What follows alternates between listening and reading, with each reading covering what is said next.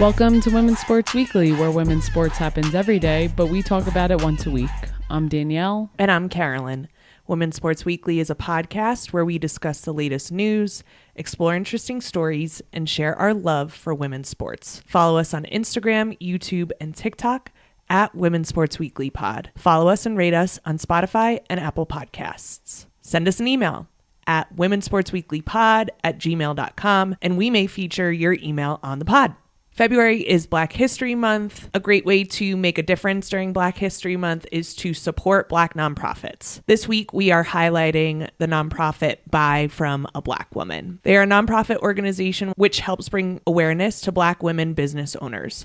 This organization hosts workshops, webinars, and training sessions to equip Black women business owners with tools to navigate challenges and grow their business. They even have a Buy from a Black Woman online directory where you can find hundreds of businesses that are owned and operated by Black women. We will post the link to donate in our show notes, so please check that out. We also have an exciting announcement to make about this coming week. This week, we're hosting sports trivia at the 99ers Sports Bar here in Denver. We are super excited, and this is in collaboration with Together. If you have an Everyone Watches Women's Sports shirt, that is by Together. This will take place tomorrow, Wednesday, February 19th, starting at 6 p.m. So if you are in the Denver area, we would love to see you for trivia. I'm a little worried because Carolyn has been talking about giving out points, taking away points. So check us out live on the mic, and I'm sure you won't be disappointed. Yeah, me live with a mic is very scary. Yeah. Everyone should be worried. But in all seriousness, I think it will be a really fun night, and we hope to see you there and come say hi. And shout out to the 99ers for allowing us to host. It is a risk that they are willing to take, and we are honored to do it at their amazing bar. So if you live in the Denver area, please come out. We would love to meet you. I would love to give you points, take away points, give out stickers, do all the things. It'll be fun. Let's talk about our weekend. It was Valentine's Day weekend. Tell us about it. We had a lovely little early dinner on Friday night. The senior special is what I like to call it. We love the senior special. And we had to get home for Unrivaled. So to be fair, it was a two-parter. We wanted to go get some good food, get a drink somewhere, and then get home to watch the semifinals and final of the one-on-one tournament. We went to a restaurant called Mr. Oso here in Denver, and the food there is always so good. I always just like going out, getting some dinner, having a date night, especially on Valentine's Day. So it was just nice. We didn't plan exactly well for this Valentine's Day. We didn't make reservations. We looked 2 weeks in advance and we couldn't find reservations to any restaurant we wanted to go to at an appropriate time. So we live near the restaurant and we were like, let's just after work go there, get some good food, have some good conversation. You were a little not wanting to go out to dinner at first. You keep saying that, Danielle. Because of the That's reservation deal. And I said, okay, so what are you cooking me? And for those who don't know, I am the chef in this relationship. And I didn't feel like cooking, so it was nice to go out. I told you I would have made you something. I did say that. Did I not? Yeah, and I didn't complain at all. I'm not a big Valentine's Day gal. I would much rather celebrate our anniversary. Valentine's Day, I know I'm going to sound like a Grinch, but Valentine's Day is a little commercial for me. I think if you're single, you feel like crap. And if you're in a relationship, you feel pressure to do something. I'm not like totally sold on it, but a date night with you, I'm always totally sold on. So it was great. And I did say I would make you dinner. You just, I think you're actually afraid of what I may make. And then it didn't happen. I did make you a nice card. You did. You drew and made a card for me, and it was really nice. I loved it. It was very cheesy. Literally very cheesy. What else happened this weekend? I have talked about a few weeks ago that I signed up for 2 marathons this May. So in the thick of training, it's been cold here in Denver. So 2 runs on the treadmill this week, which if you know me, you know I despise the treadmill. But when it's 2 degrees and it's dark outside because I have to get out there early before work, just some days I can't do it to myself. Unfortunately, being a woman in a city, you have to worry about things when it's dark out. Yes, but especially when it's cold, there's just some days where I'm like, you know what? Somehow the treadmill sounds better than being in 2 degrees in the dark and just going to suck it up. But this weekend I had a long run and my long runs have been getting increasingly longer and I'm following a different training plan this time. So it's a little more intermediate compared to ones I've done in the past. Yeah, I'm only in the middle of training. I'm already at 18 miles for a long run. What's the highest mileage you're going to hit? I'll hit 20. I'll hit that twice on this training plan as long as I stay healthy. And I think I hit 18 twice. So okay, this training plan is more intensive than ones I've done. And a lot of people, I think, are surprised to hear that when you train for a marathon, you don't run a marathon in advance. Can you talk a little bit about that? Does it mess with your head, or have you done it enough times now that it feels comfortable? I think in the beginning, like, I understand people running their first marathon. They're like, wait, I only run 20. And then on day of the race, I have to run 26.2. But I've read a lot about it. I listened to different podcasts about running and training. If you run a certain amount of hours, your body starts to break down after a certain point, and it's not good for you. So especially if you're more intermediate level runner like myself, who takes longer to run those long runs, like 18 miles took me 3 hours, that's when your body starts to break down. So to run much further than that in the training, you kind of just see reverse benefits. It's only beneficial to a certain point. There's been times where I've run up to, I think, 21, 22 miles in a training run, but there's really no need to go anything past that unless you're like a professional running 100 miles a week, which I'm definitely not doing. I feel like your just level of overall fitness and endurance has increased so much, especially within this past year. Are you feeling that? I have been, except for this weekend. Sometimes a run just sucks from start to finish. The 18 miler this weekend, I just from the start was not in it. So that one sucked. But leading up to this point, I feel like overall it's been pretty enjoyable and my fitness has been pretty good. So that's exciting. Love it. Yes. Love it. Love it. I'm proud of you. It's really amazing that you get up and do that while I snuggle in bed with our dog. Well, you went to the gym and you got a good workout in and you're sore. You are putting in the work too. It's really incredible though. The amount of time you spend out there and the amount of training you do is really cool. Well, I always tell you, it's good for the anxiety.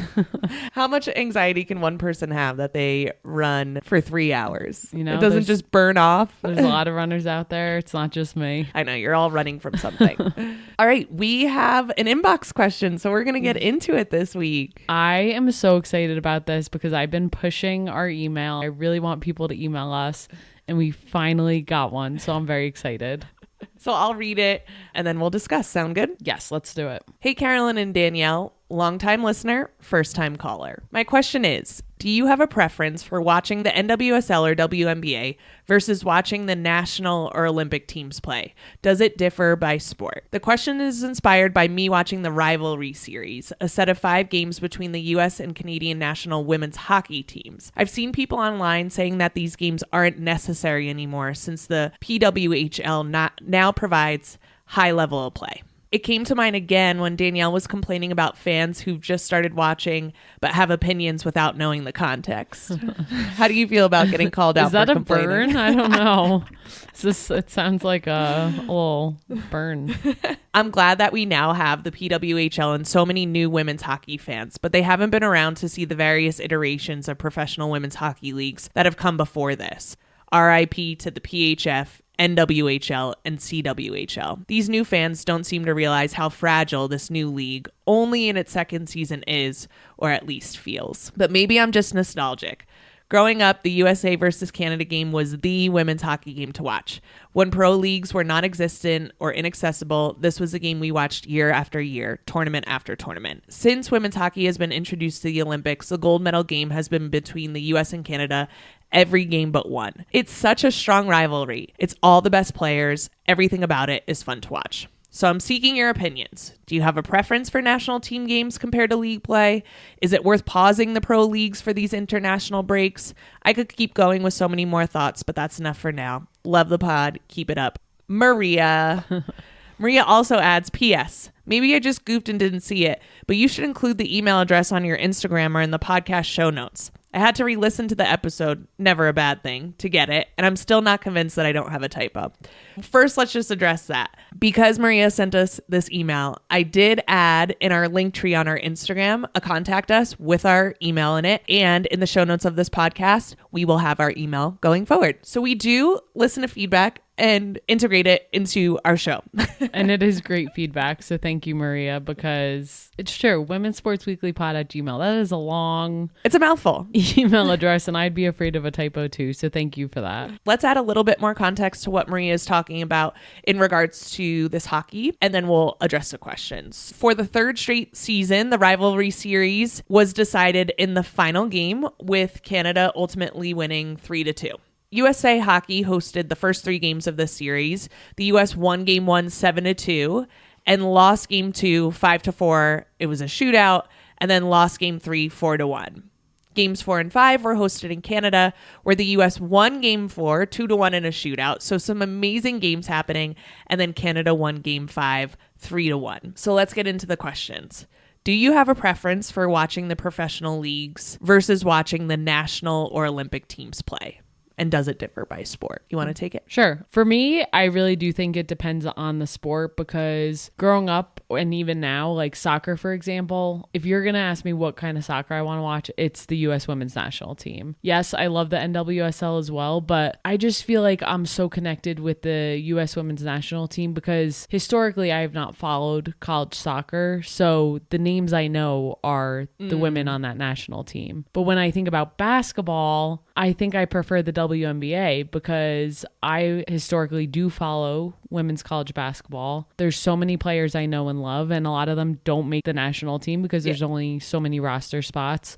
And I'm not saying I don't like to watch USA basketball. Of course I do. But because I'm so connected to so many different players, that's the difference for me. If the question were, would you not watch the national team? Absolutely not. Like, I will always watch them, but I just think my preference will vary depending on the sport. How about you? I've said this before, but nothing makes me feel more patriotic than watching a national team play. So I am pretty much for it all the time. I agree with you. I also love the national team for soccer. It's kind of the gateway that got me into every other national team. Also like these games because in hockey, in soccer, in basketball, because I also think it's interesting to see how the larger cultural context impacts the games. Like, for example, right now in hockey, when you go to a hockey game, they usually play the Canadian national anthem and the US national anthem. It's been interesting because of everything happening with tariffs between the US and Canada.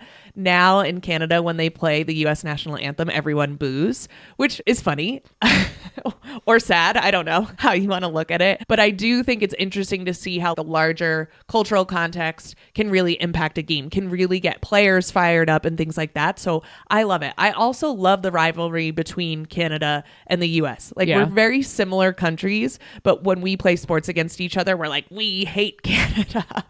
And likewise, Canada says that about the US. I really like having national team play. Now, when we get into pausing, is it worth pausing the pro leagues for these international breaks? I have like mixed feelings about it. I think it gives people breaks during the season, which I think can be really helpful if they're not playing on the national team.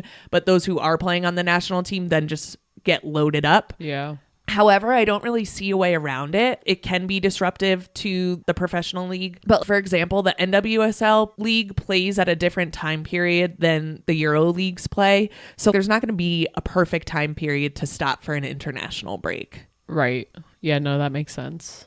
What do you think? Obviously, the players, that's a really great point. My head goes to, for the fans, it's nice to have a break in the pro leagues because now they can focus all their attention on the national team play and international team play. And maybe not all fans would, but if there's nothing else on, it's like, oh, of course I want to watch this. So I think that's another perspective of why I think it's good. Yeah. And I think Maria brings up a good point of the PWHL. All of these women's sports leagues are young. It's almost like an embarrassment of riches now. We have so many options and we have so many options to watch good teams play. But let's not say we should get rid of national team games, right? Oh, yeah, absolutely not. I do think that especially in soccer and especially in hockey, the national teams feed the leagues, right? Like, we were also interested in the national team and then we found a structure for the NWSL that was profitable and now everyone watches the NWSL. Where I feel like in basketball, the WNBA feeds the national team, if that makes sense. Yeah. Like, it's not like people are watching the national team and then saying, oh my gosh, I'm just getting into the WNBA, right? It's like people are watching the WNBA and then saying, oh, they're playing in the Olympics, I better go watch. So it really does depend on the sport of how it feeds viewership. But yeah, I'm not getting rid of any national team play because it's just too much fun. It's too much fun to root against another country.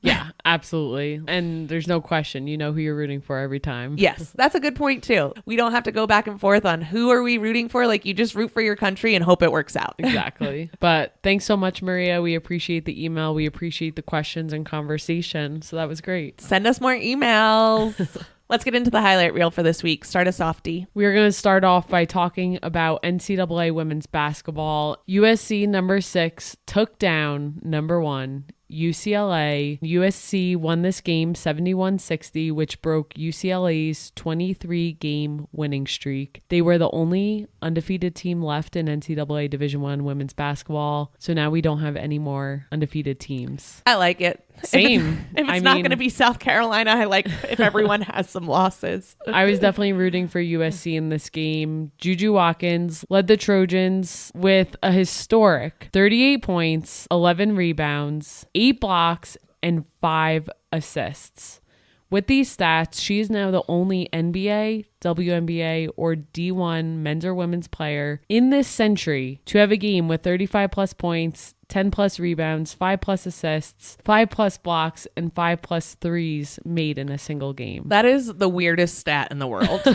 That is a mouthful. The blocks were the most impressive thing to me. Yes, I was just going to say, having 8 blocks, she was 2 blocks away from a triple-double. Who has 8 blocks in a single game as a guard? It's not like she's 6'7". She's blocking Lauren tall, Betts. but she is blocking the 6'7" player. Yeah. Another fun thing about this game, you know I love when they pan to all the famous people at the college games. It's so funny that you love it so much because you don't know famous people. Yeah, my pop culture is really bad. You will always ask or say certain things. I'm like, I have no idea what you're talking about. You were struggling last night to find the owner of the Skims brand in your head. You were like, you know, that person who runs Skims. I said Kourtney. Kourtney Kardashian. And I'm like looking at you and I'm like, what?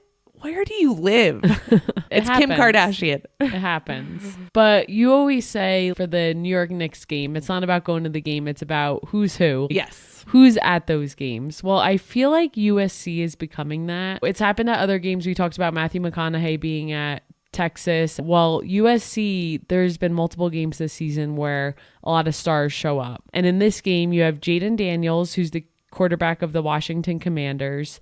You have Kelsey Plum in the stands, Kevin Hart, Issa Rae, Cheryl Miller, Vanessa Bryant, and Miss Love and Basketball herself, Sanaa Lathan. The fun thing about this was recently Juju was being interviewed and she said she saw Sanaa Lathan at a Lakers game and she said, I wish she would come to a USC game. If you have not seen Love and Basketball, first of all, do you live under a rock? Do you know Asia Wilson does not love Love and Basketball? Asia Wilson, come on. It's the only problem I have with Asia Wilson. Wow, I love this movie so much. It's your favorite movie. Yes. Like, it's so good. Flau'jae Johnson and her boyfriend just did a remake of photos from the movie. We need to do a remake of photos. We should. I also love that Sanaa Lathan has become, she did not play basketball in the WNBA, but I feel like people think that she may have played basketball in the WNBA because they did such a good job of showing her on the Sparks. Also, in the movie, she played for USC. So that's why it was like this full circle moment. And Juju said she'd be so starstruck if she was there. And she showed up with Vanessa Bryant, which I just love that people are paying attention to women's sports. They're hearing these interviews and they're like, you know what? Yeah, I'm going to show up to that game. This arena was absolutely packed. And this was the first time that USC won over a number 1 AP ranked team since 1983. And they are now 22-2 overall in the season at the time of recording. The first half was pretty low scoring, right? We were watching at the 99ers as per usual. The first half we watched at the 99ers and USC was up 38-35 at halftime. But for a college game, that felt pretty low scoring. Juju Watkins had 25 of USC's 38 first half points. She was unconscious. Yes. And USC needs other players to step up.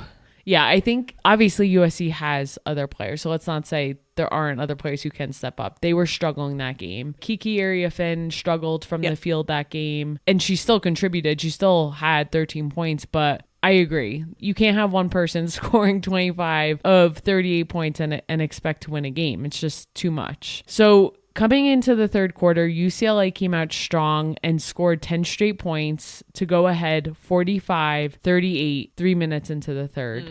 This was a turning point in the game where I was like, oh boy, USC's running out of steam. And I thought UCLA was just going to take it. We haven't watched them a ton this year, but obviously they had been undefeated to this point. This is where I was worried for USC, but obviously they proved me wrong. Juju Watkins came out in the fourth quarter firing at all ends. She is really what helped turn this game around. To start the fourth, she had a quick assist, back-to-back buckets, and 3 blocks. Right there, right at the start of the fourth. In that moment, I was just thinking in my head, yeah, obviously she was already pretty unconscious in the first half, but you could just see it in her eyes. She always pretty much has the same face, but you can tell when she's like, I'm locked in, and you can tell when she's like, I'm over this, and she was just locked in. Even after 1 block, she went out off the baseline and was like clapping to the fans, and she doesn't always show a ton of emotion. She's pretty like has the same demeanor like you just said, so I could tell she was really fired up. And with the arena, with how packed it was, people were going crazy. Like every time there was a shift in momentum, it just erupted in there. I was actually jealous of all the people there because I wanted to be in that environment, because you could just get chills thinking about playing in an environment like that. So also in the fourth quarter, UCLA went cold for 4.5 minutes and were only getting points from the foul line. And that's when USC went up double digits. UCLA is obviously, like we said, having a tremendous year. And this was the first loss of their season. They have 6'7" junior center Lauren Betts, who is averaging this year 25.1 points and 8.6 rebounds. But USC came out on defense and really rattled Lauren Betts in this game. Yeah, they had her number for sure. They were doubling, tripling her, and she was rattled. She still had a double-double with 18 points and 13 rebounds, so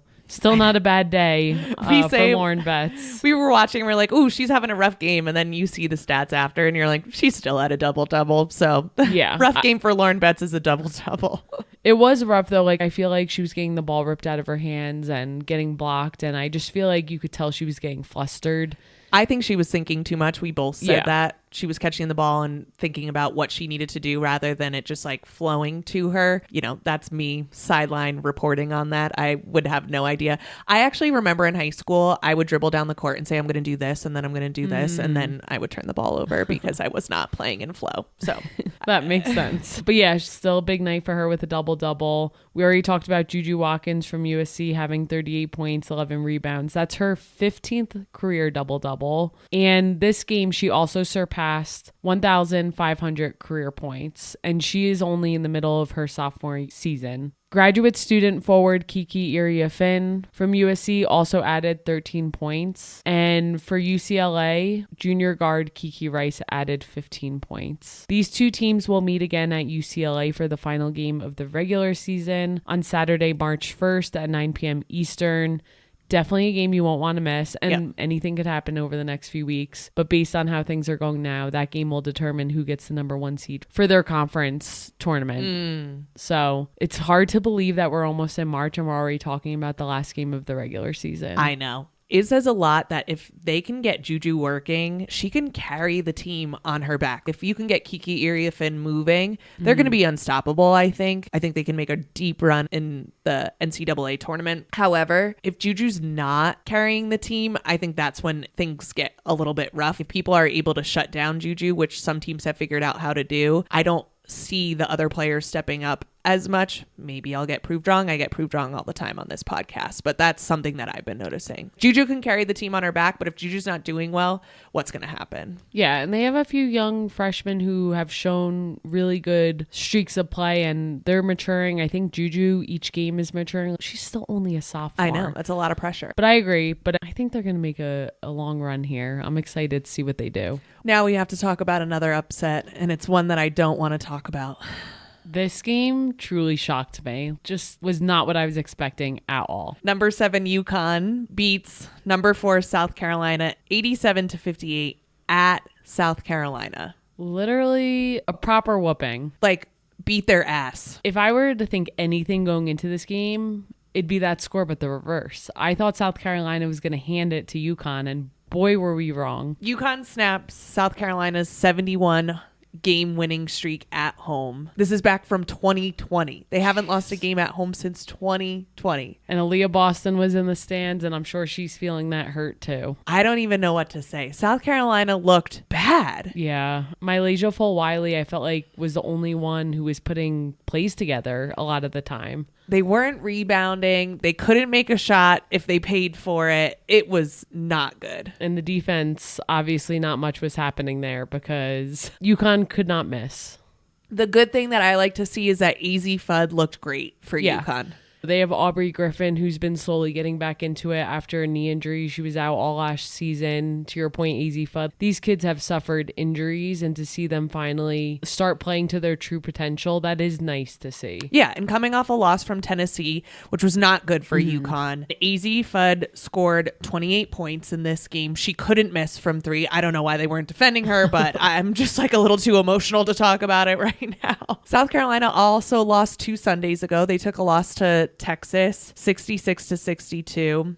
Everyone's going to want to make some sweeping generalizations about what this could mean, what it means for UConn to win, what it means for South Carolina to lose so badly at home.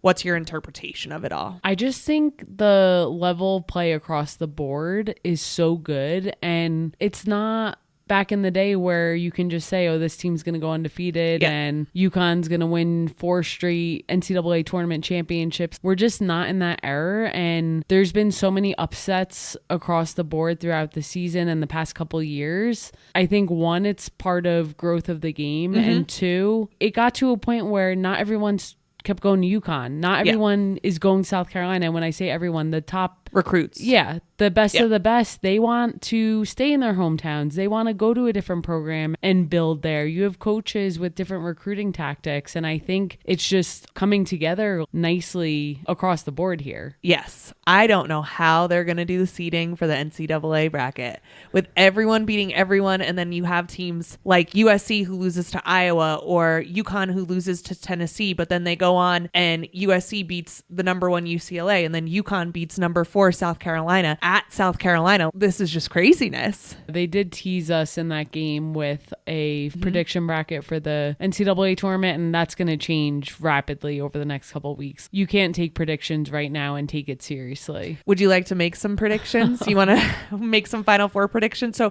if we go all the way back to before the season even started, I believe we made predictions, and I think we were in agreement. We said South Carolina, USC, UConn, and Notre Dame. Are you sticking with that, or are you changing it up? I don't know. If you would have asked me before UConn just beat South Carolina, I would say they're not in the Final Four. I know. 1 game and we've changed our mind. I think last week we were talking about UConn, Tennessee, right? And we were like, UConn's not making it to the Final Four. Then we watched them play South Carolina this past week and I'm like, I guess they're making it to the Final Four. Yeah, and I think all these 4 teams have a shot of being there, but I'm like, okay, where's UCLA? Where's Texas? Yeah. LSU could make a deep run. At this point, I really do not know. I think coming into this episode, if UConn had lost to South Carolina, I would have wanted to change my Final Four. I think I'm sticking with it. South Carolina, USC, UConn, Notre Dame. Sorry, UCLA. I haven't watched you enough and we'll see what happens, but maybe I should just stick to my gut and say South Carolina, USC, UConn, Notre Dame. Yeah, we don't know. It's called March Madness for a reason, and it's just going to be fun to see how things escalate over the next few weeks. And please, South Carolina, just get your act together a little bit. I hope a tough loss to Texas and then a whooping by UConn. I hope this is the kick in the butt they need. But man, there are some gaps on that South Carolina team. You hit the nail on the head. This is either going to push them in the right direction or they're going to crumble here and their season's going to be over. So it'll be interesting to see if the team could get it together and how Dawn moves forward with them. Yeah.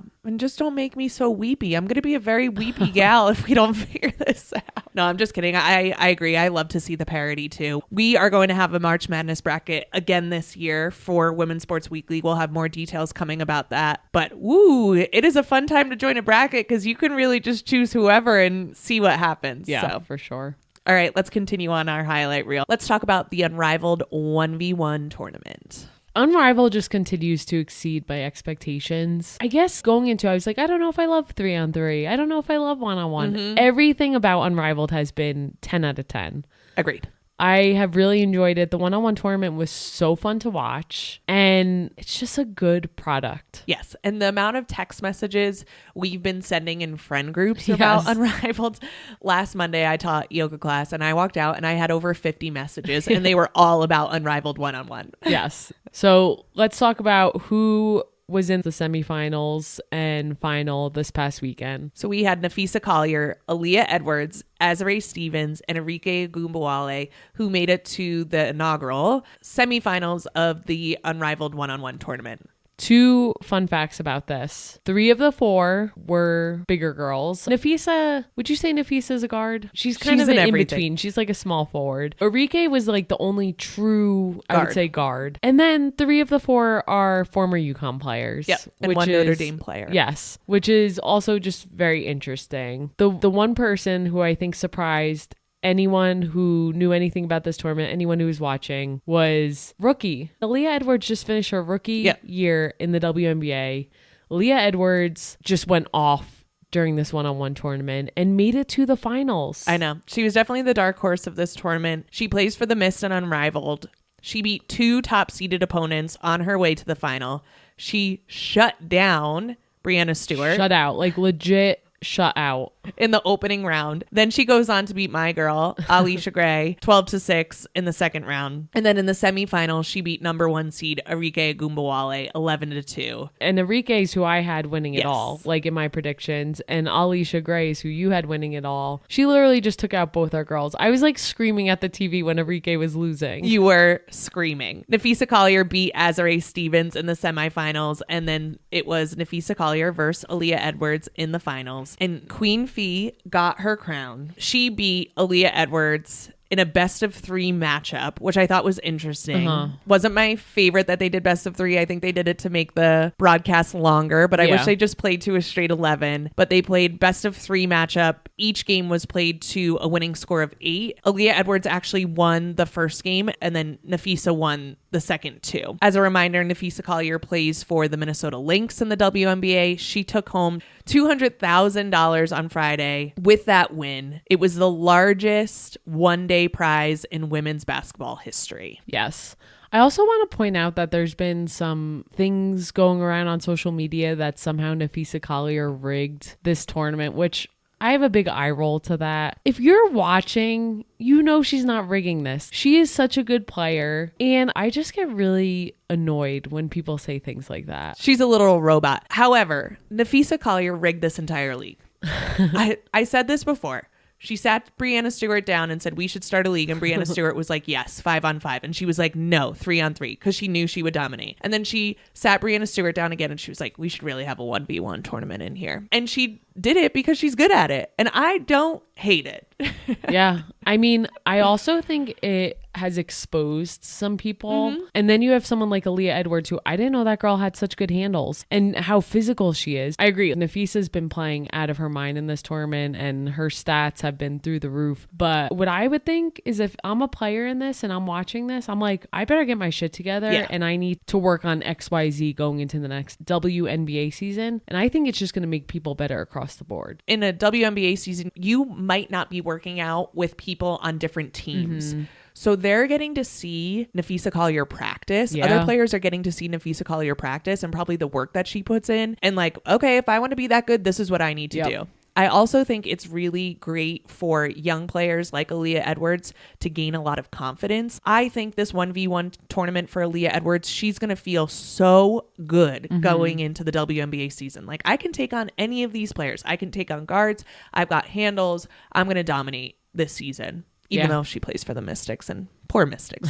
I think they're going to stink again this year. I agree, but it's great. Along with Nafisa Collier's grand prize of $200,000, each of her teammates also received $10,000 each, and Aaliyah Edwards received $50,000 for contending in the final, and then Enrique and Azare both got $25,000 for being in the semifinals. Nafisa was quoted after the game saying, "My entire WNBA salary is what I just got in 30 minutes of playing one-on-one." She said, "That's insane to even say, and same for playing overseas. A lot of people, this is their full contract, so you're playing 7 months for this kind of money," and she made it in 30 minutes of playing one-on-one.